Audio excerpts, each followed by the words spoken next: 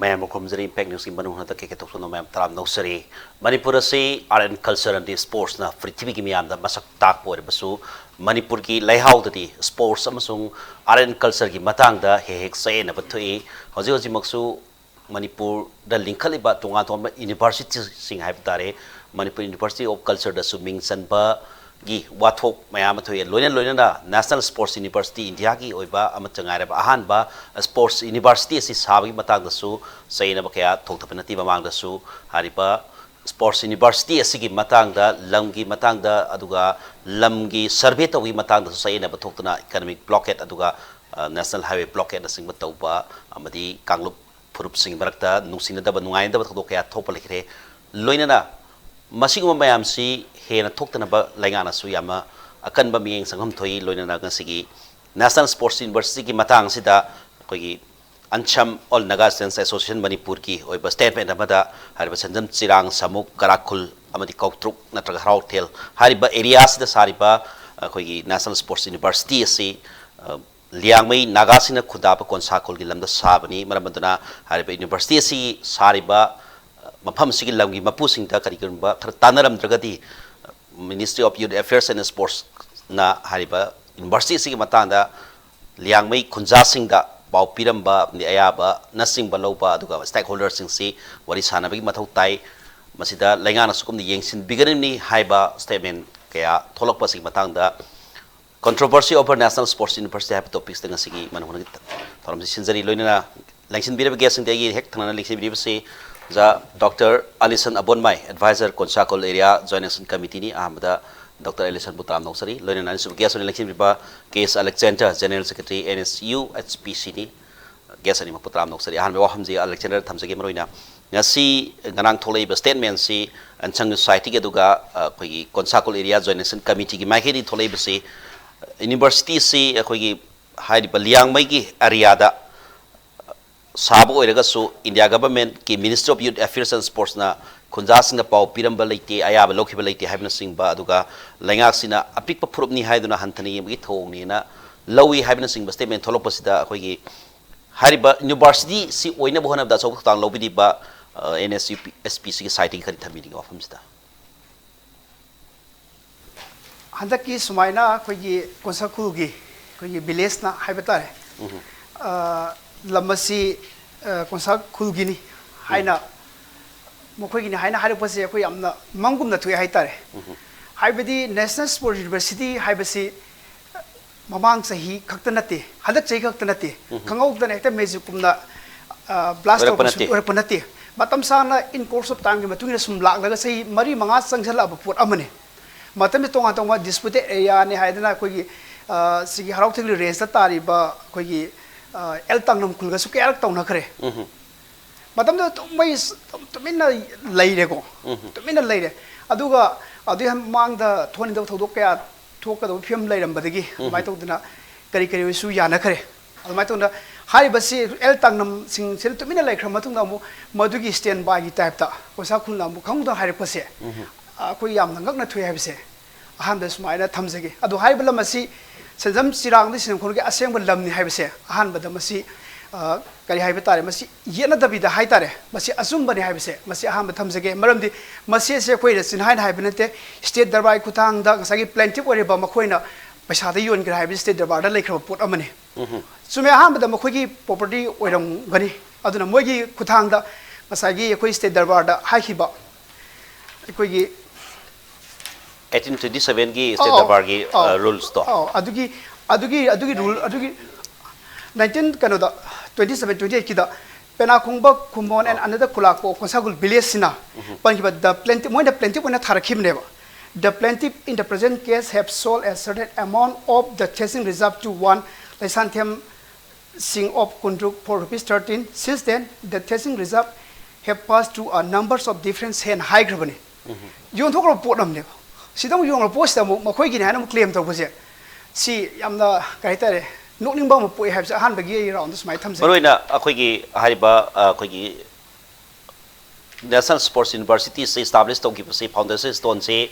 Prime Minister na March 2018, March 16, 2018, the foundation stone ꯔꯤꯞ ꯑꯣꯏyung ꯇꯝꯕꯅꯤ ꯑꯗꯨꯒ ꯃꯈꯥ ꯇꯥꯅ ꯆꯠꯊꯔꯛꯄꯗ ꯍꯦꯟꯅ ꯐꯒꯠꯅꯕ ꯍꯥꯏꯗꯤ ꯃꯅꯤꯄꯨꯔꯒꯤ ꯃꯤꯌꯥꯝ ꯑꯩꯈꯣꯏꯒꯤ ꯃꯅꯤꯄꯨꯔ ꯁ꯭ꯄꯣꯔꯠꯁ ꯄꯨꯅꯨꯡꯁꯤ ꯁ꯭ꯄꯣꯔꯠꯁ ꯂꯚꯔꯁ ꯑꯗꯨꯒ ꯁ꯭ꯄꯣꯔꯠꯁꯀꯤ ꯑꯦꯛꯇꯤꯚꯤꯁꯁꯤꯡꯒꯤ ꯄꯨꯛꯅꯤꯡ ꯊꯧꯒꯠꯄ ꯑꯣꯏꯅ ꯒꯚꯔꯟꯃꯦꯟꯠ ꯑꯣꯐ ꯏꯟꯗꯤꯌꯥ ꯃꯤꯅꯤꯁꯇ꯭ꯔꯤꯁꯤꯅ ꯑꯩꯈꯣꯏꯒꯤ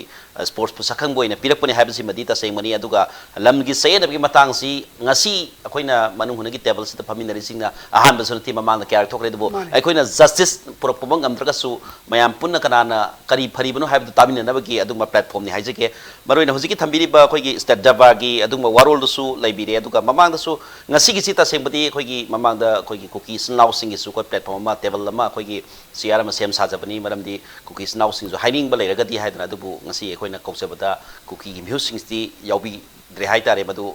ꯂꯥꯏꯕꯛ ꯊꯤꯕꯅꯤ ꯄꯨꯝꯅꯃꯛ ꯈꯟꯅꯔꯒ ꯀꯔꯤꯅ ꯍꯦꯟꯅ ꯐꯒꯗꯒꯦ ꯍꯥꯏꯕꯗꯨꯅꯤ ꯑꯩꯈꯣꯏꯅ ꯃꯗꯨ ꯖꯁꯇꯤꯁ ꯑꯩꯈꯣꯏꯅ ꯁꯣꯂꯨꯁꯟꯃꯛꯇꯤ ꯑꯩꯈꯣꯏꯅ ꯍꯥꯏꯕꯗꯤ ꯉꯝꯗꯦ ꯃꯗꯨ ꯒꯚꯔꯟꯃꯦꯟꯠꯒꯤ ꯑꯗꯨꯒ ꯑꯇꯣꯞꯄ ꯁ꯭ꯇꯦꯛ ꯍꯣꯜꯗꯔꯁꯤꯡꯒꯤ ꯎꯄꯥꯏ ꯑꯃ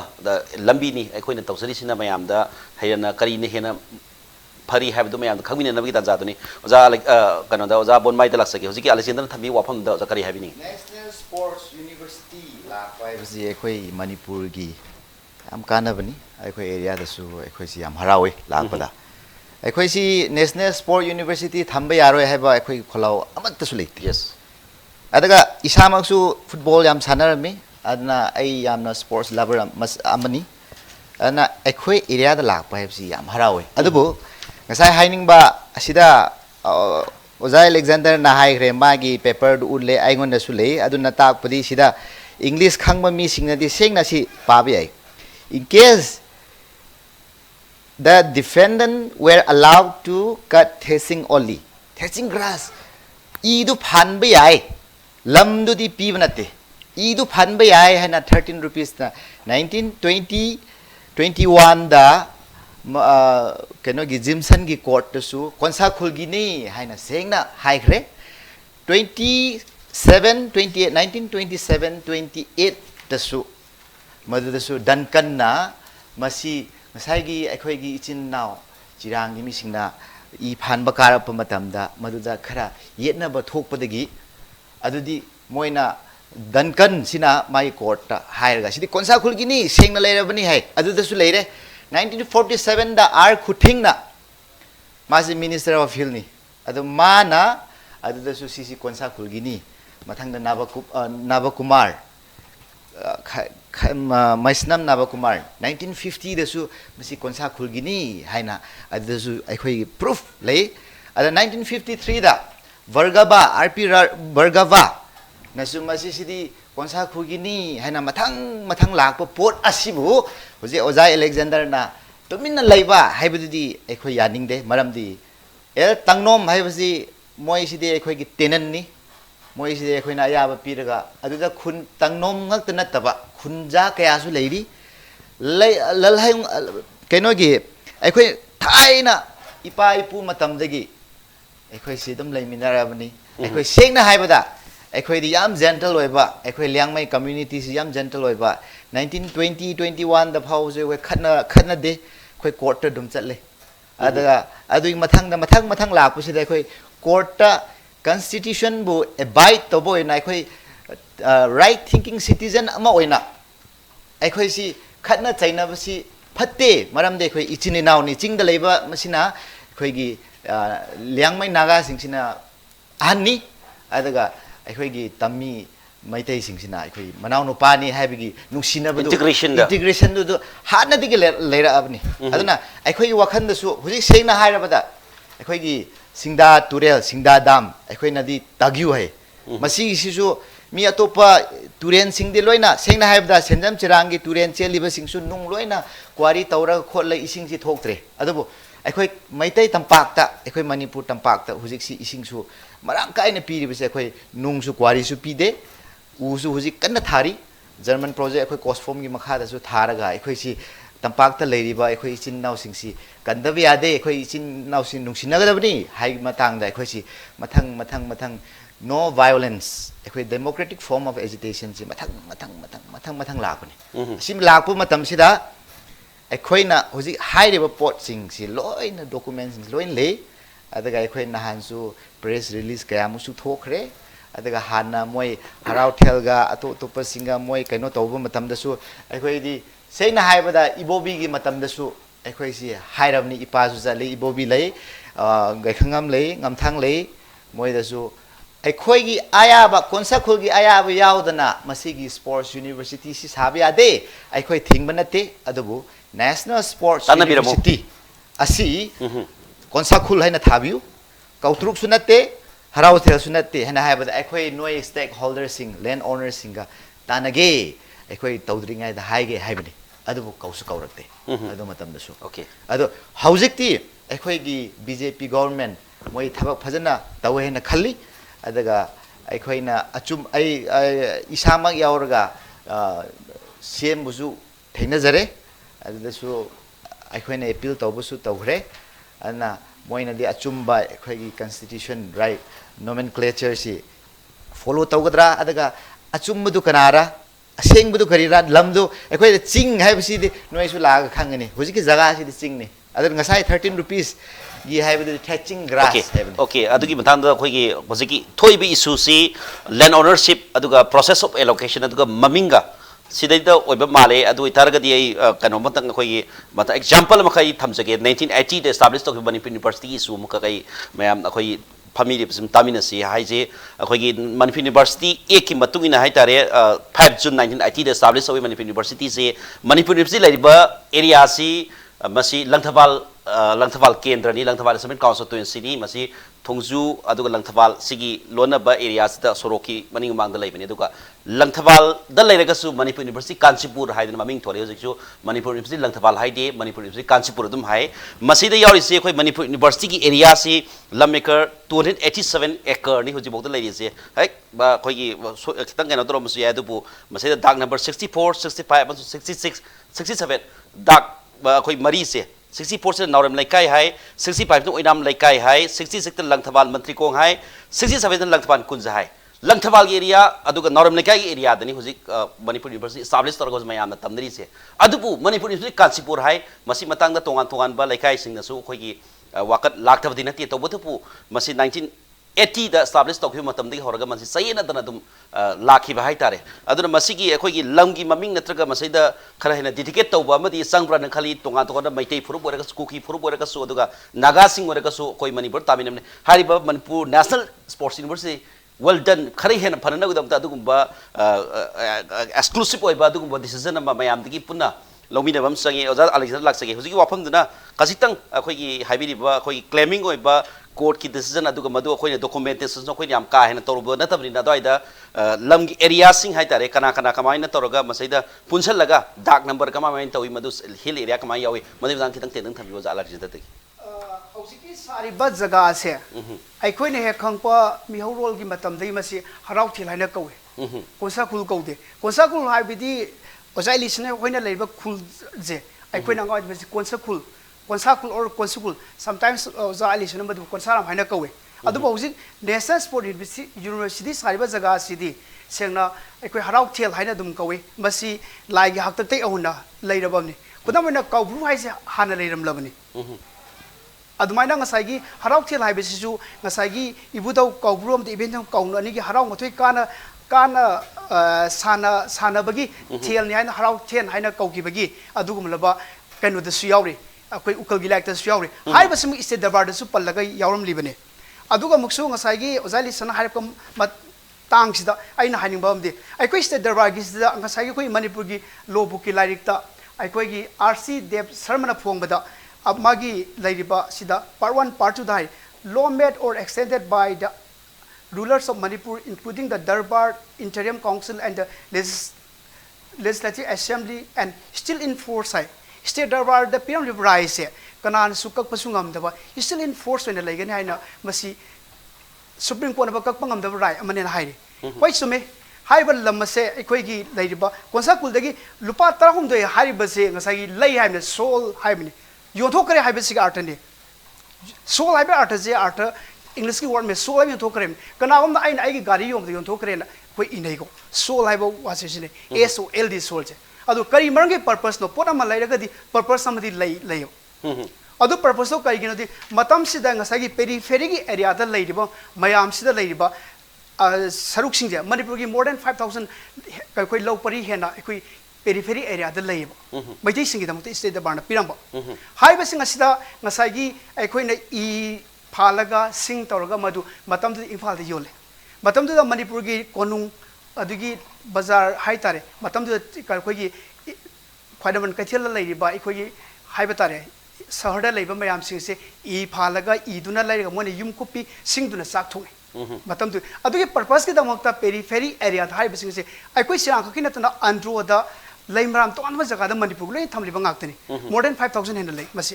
masi document loina lei bangak tani aduna ngasai hari bodo absolutely lale hen hai jage maram di sagi state darbar na su state darbar post se kak pangam de hen su lopung na su bi gare adu plus hari bo port se yon tho amma bane the plaintiff have soul high grabane soul high artha se artha amane aduna yon tho grab port ne ai koi na sida ngasi gidi ambage magi pen ngang na bayai adu actually pam badi mamang da sungai re mamang da aziki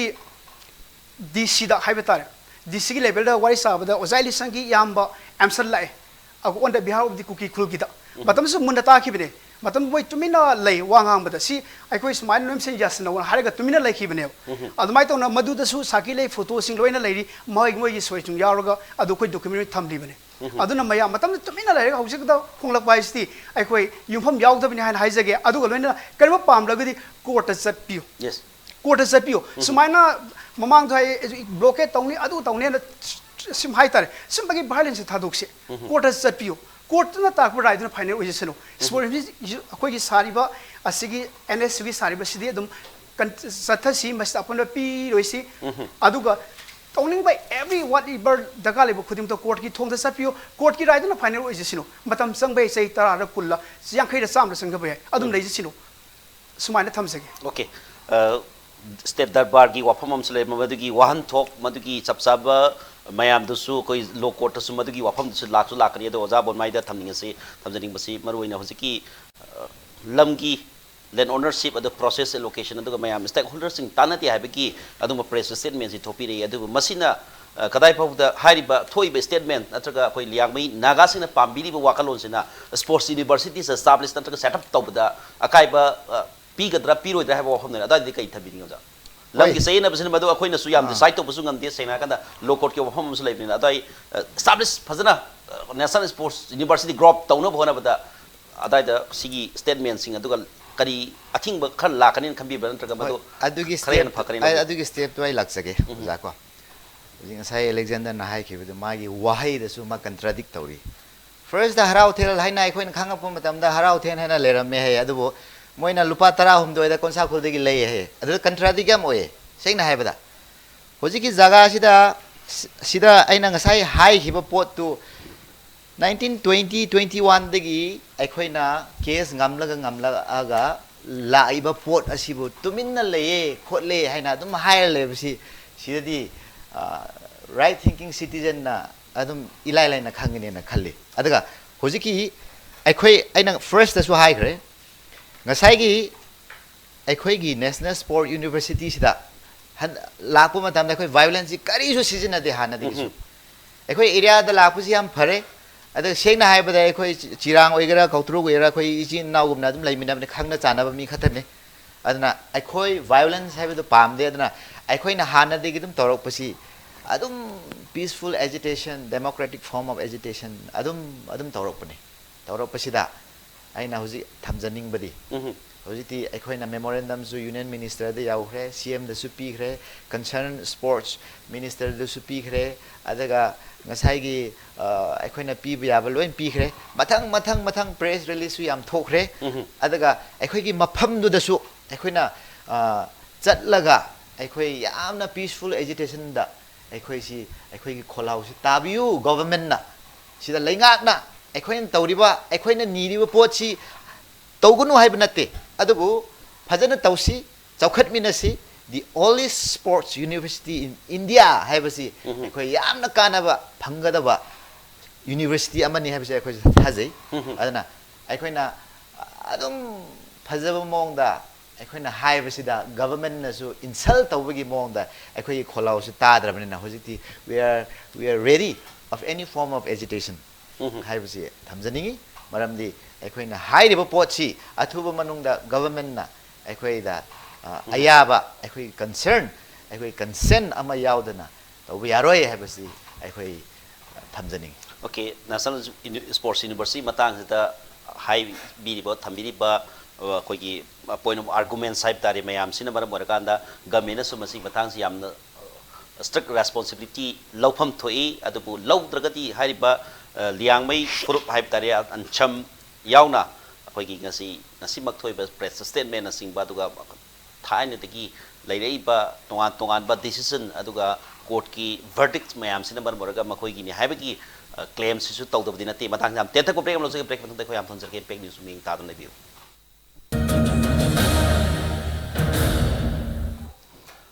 break matang da mayam mo taram no sari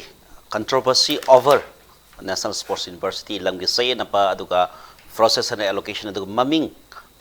National Sports University harau thel haib ga trana traga kari haga tage sidida pena da mayam lakpa adu Manipur haib si sing pat torial na punsilaga sabani swaida kari collective decision kari loba yabage have the su tongan ba Manipur taminari ba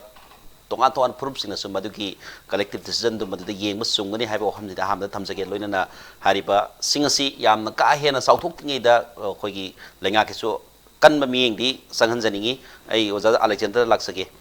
thambigre mamang state darbar gi wafam mayam thambigre du state darbar gi point of arguments mayam puthok pir ga thambigre du pu soida ngsa habi gi ba harau thel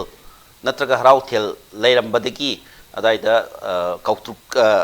kari Konsakhul deki lupatara hum doi state darbar lam lei haibna singbagi wafam ma adaida kitang sengphat ba wafam ma ka oja kano na pukhat piki Abonmai na adaida kitang clarify to ba kari kai tang to bi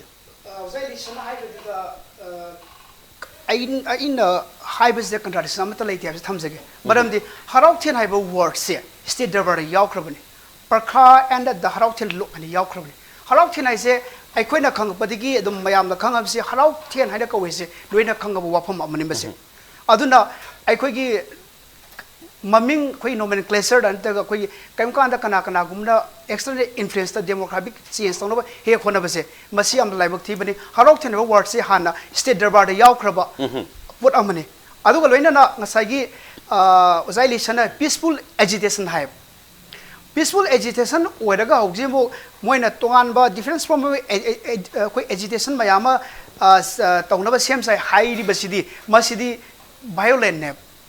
haidi masina National Sports University da masida kare ka doine adu moina highest the government the threaten taroga by who or by crook or by force ta hariba porse hariba cc gi ne na tau haina ayaba pina na ba adumba pressure makal amane adu karimba makoina hariba lamse makoi gi ne haina claim tawde aina so anai jagre court satpiyo haidi sida sabada amata kari haitar sumba in form of sumba violent oigera agitation or amta tawbiru court sala court kiduna final leibio aduga loina nang masagi koi 1928 swai dagi di state darbar gi se lei tri haina koina ta je sui bakti koina yamna make sengba amani haiduna 1928 27 swai dagi hana makhati di state darbar sinje kaya keno tawdre na koi ta je 28 swai na last ni haina tai aduna koi mamang da case mayama sokna rangbani ahan bada koi ju 1920 ga 7 da ahan bada only aikoigi smaitong na koi testing cutting grass yai khakna han order tare aduga ani subasigi ani subam 1928 kisi court ki session ji dadi state darbar session si dadi aikoi leiram me haina yole haina haina midun with boundary piraga adugi mamang da mu haijaning ba amana ozai lisangi baba achause matam da 1987 adoi da aikoi gi sinam sirangi khulda akoi na ju khabar habse gi la eba haiba ji el tang haiba khul se taraga leire magoi se akoi tanthoje si aina te akoi loina khangba wa hungak tani adu haiba sida noi ki darbai ko pisin do ka le puthoro na koi phana koi leiram me masi any sinam khurok semsang khulang da loi khangba pone adu matam da koi port se thaina koi maite gi sanabi da losan bhaiba se masi kwai fatabam ne adu losan badi chupang phangdre adu matung da 1990 ga 78 adai da su ozai lisem gi khulda akoi gi sinam khurok semsang khulani na yen purga chatle ya di copy du khar pibiyo adu khulda leiram gani thiyo na du thador rakhibo amai to na kaina thangda thiraga phangakhiba pot amakakne adi matung thaiba pot se lakhibani aduna sida contradiction laite si aseng bani aduga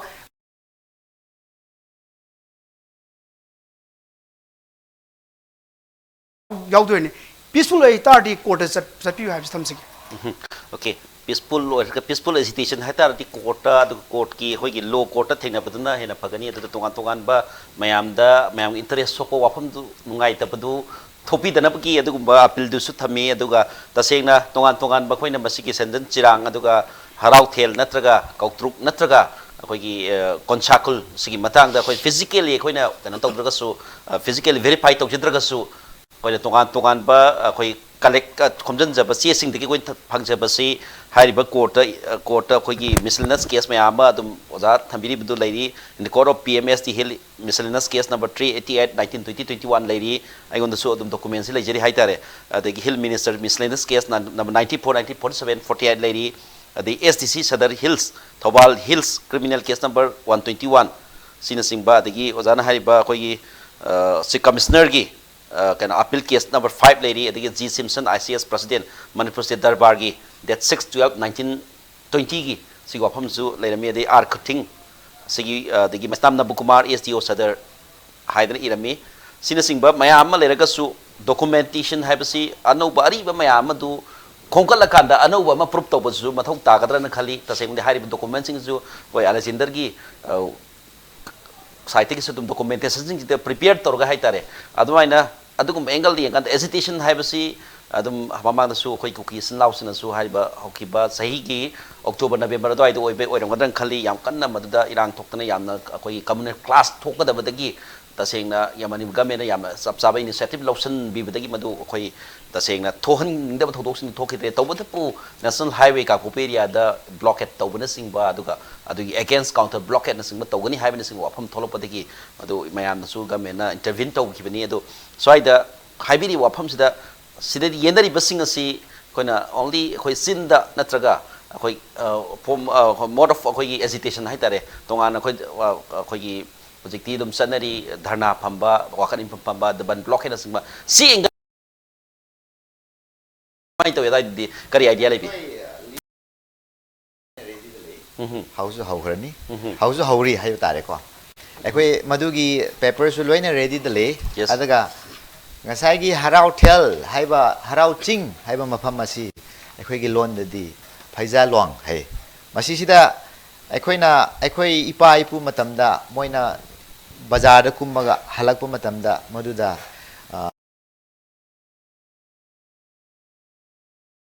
mi sing su karaga yu thakminaba jagoi saminaba haina kaukhiba mafamne sengna haibada masida ngasai gi peaceful agitation Oza Alexander na bahab ta da ma leire koi aina ngasai first po matam da khoi si violence have zikari su season ade ado lainga ta aina haining badi ai khoi gi tarap ti haining badi hozik ai khoi na aphaba mong da asum ai khoi na application pire memorandum pire press release thoe government na lainga na su kari su kawro pu su leite adna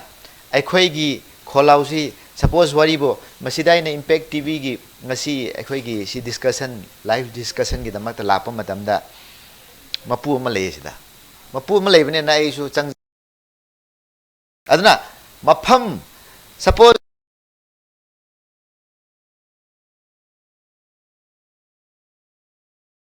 hingon amadu da mi hingon da ina changlaga aina khushi tawbusi yate ai sidi mayam loina khanga potne sigi impact tv gi office sida khoina kaisam thong haina thon busi yate adna aina haijaning badi masida khoi gi violence khoi pam jabanate adna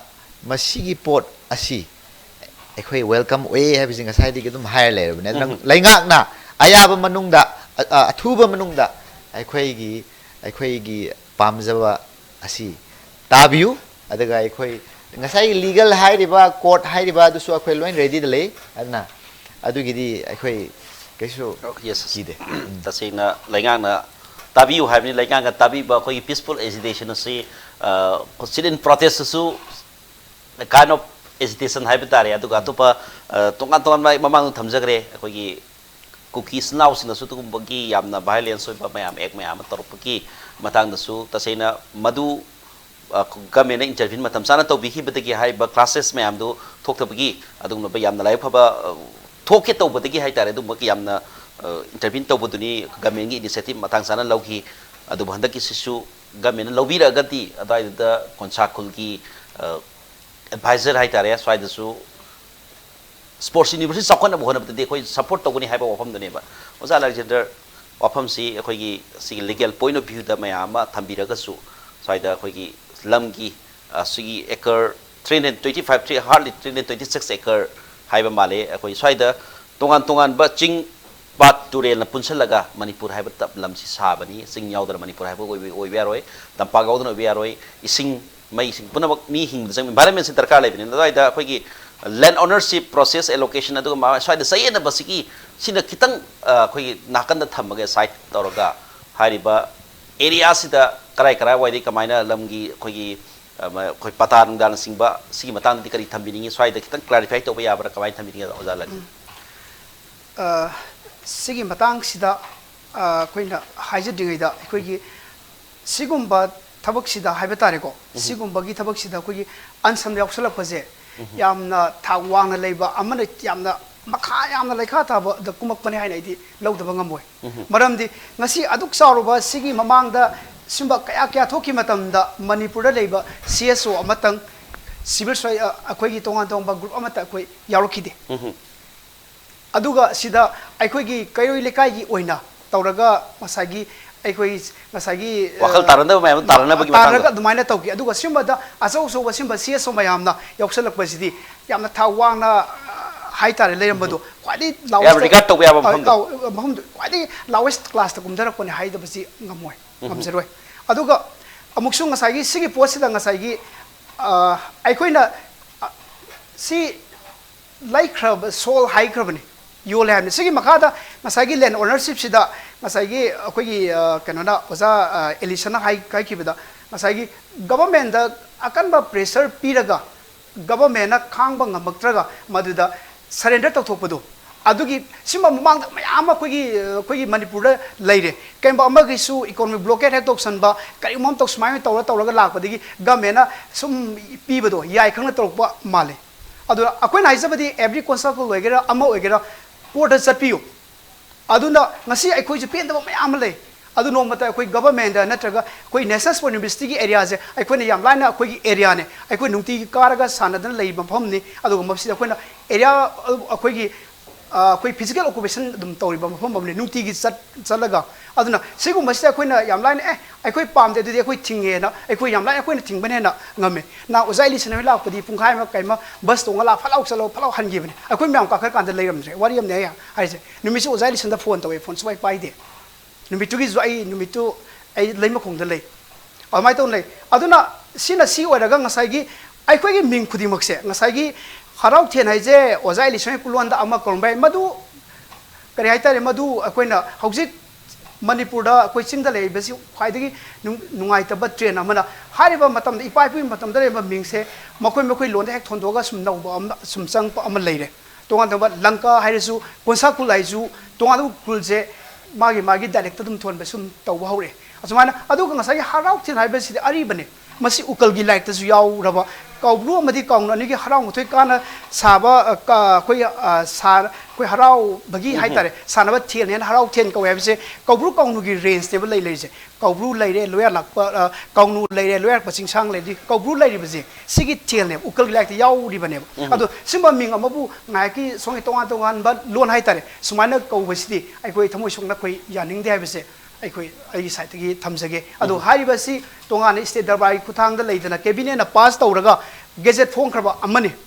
aduna si phone kraba port se sida kaisi ngai leita matam da ju ai singi naga sing tongan ba leader sing yauri bine moi kai dauge matam da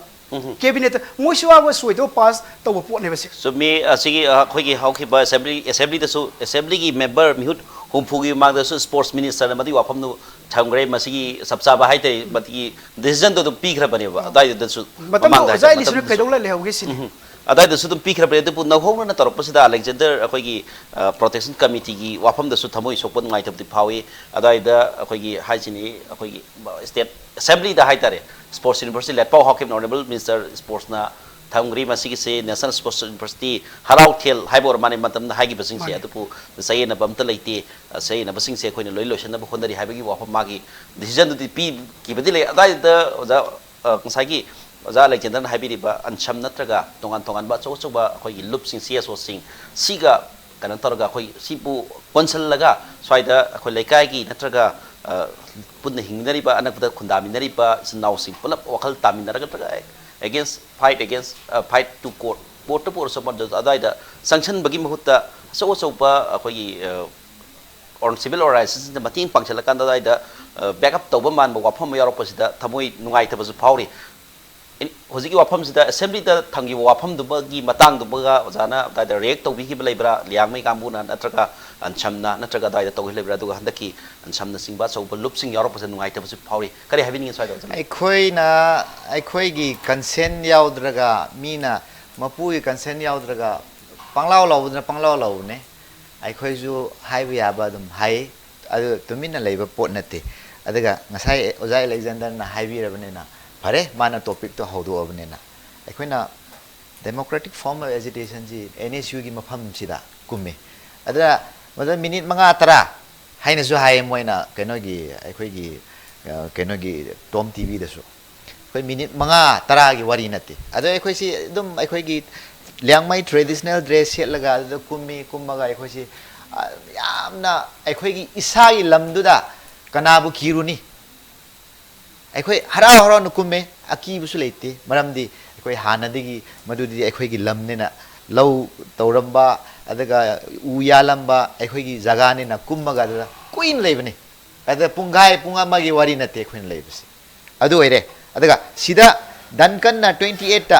I allow the defendant to cut the fencing from the area between Pokhara and Harauten Lok Heaveneva. Masigi po sule adaga ngasai oja Alexander na haribudo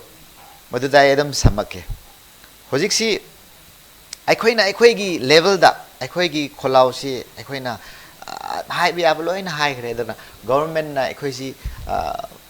si kari su thausa da ba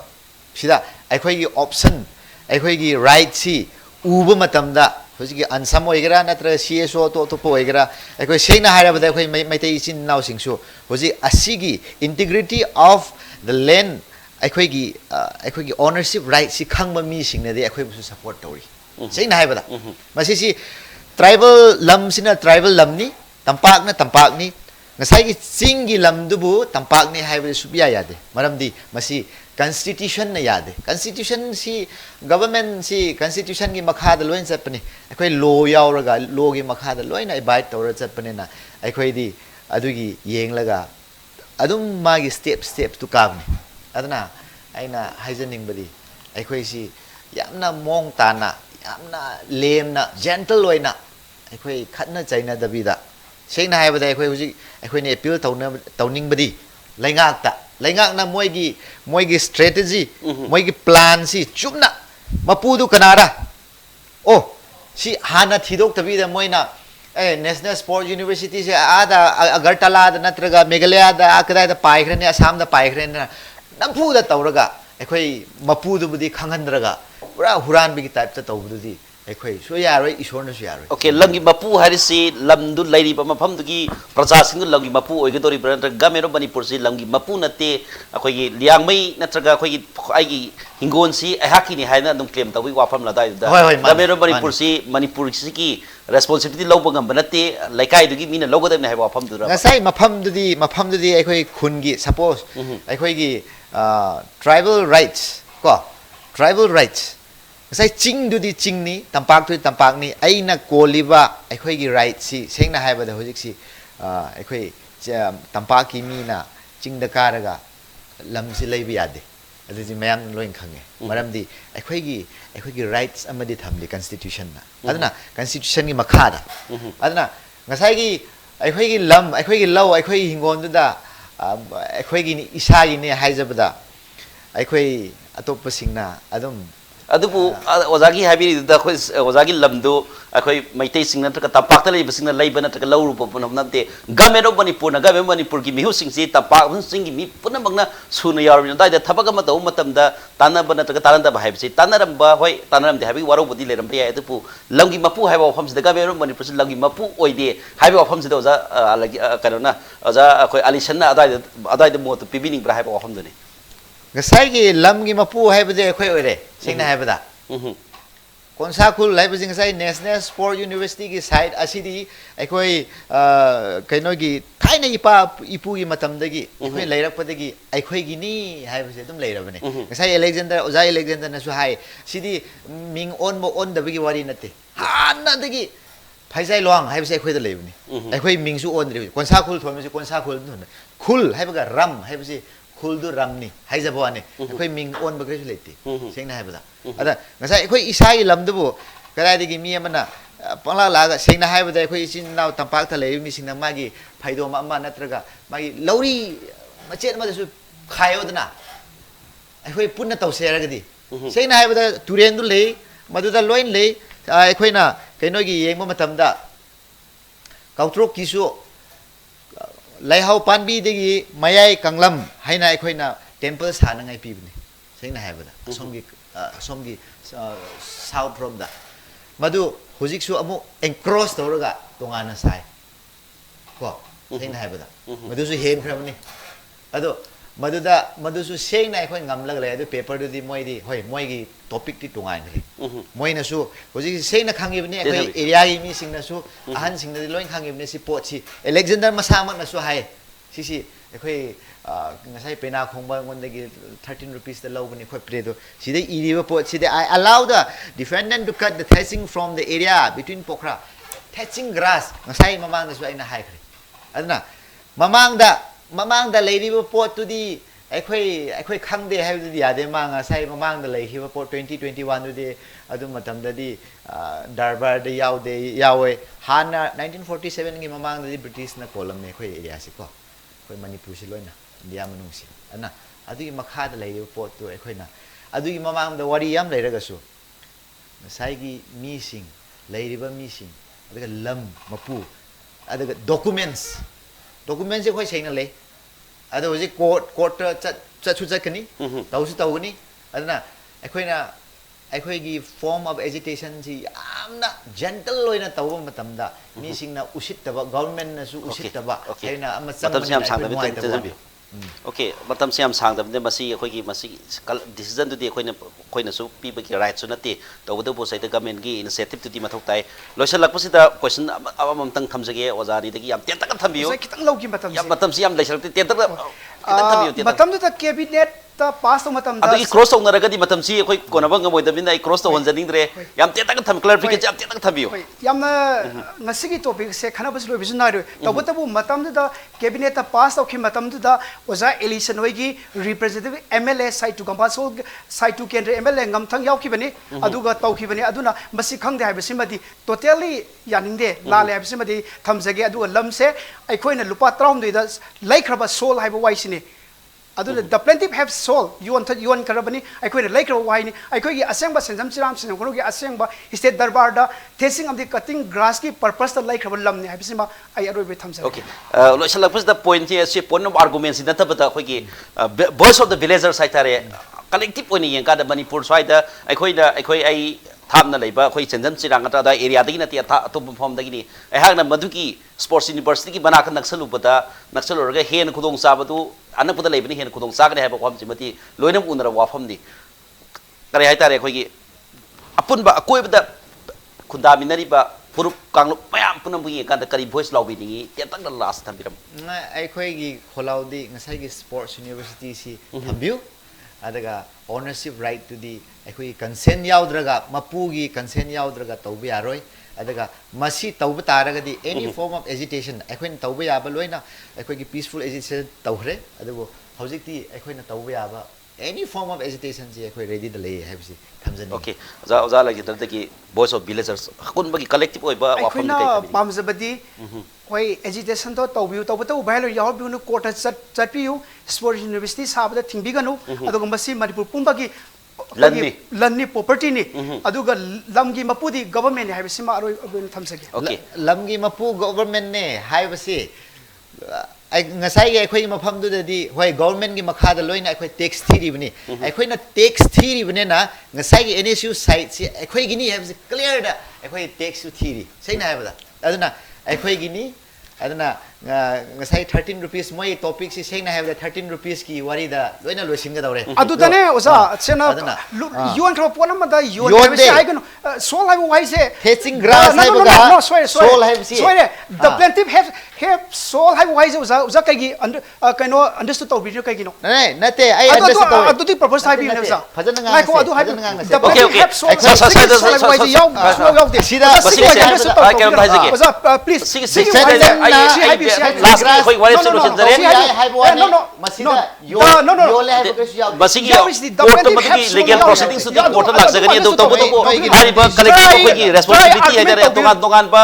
khoi furup khoi dongan ba angle tari ba khoi ki bayam na pami su national sports university se establish of world yam group to ba punama pamani to bu so the land ownership adu process of allocation maming thon bada chigma sai na ba represent se ozagi khoi ki liang magi furup khakta na kuki furup khakta na mai furup khakta na furup dongan furup ki interest laga di madu sports university group to basi kitang waga dra haibe of the lay du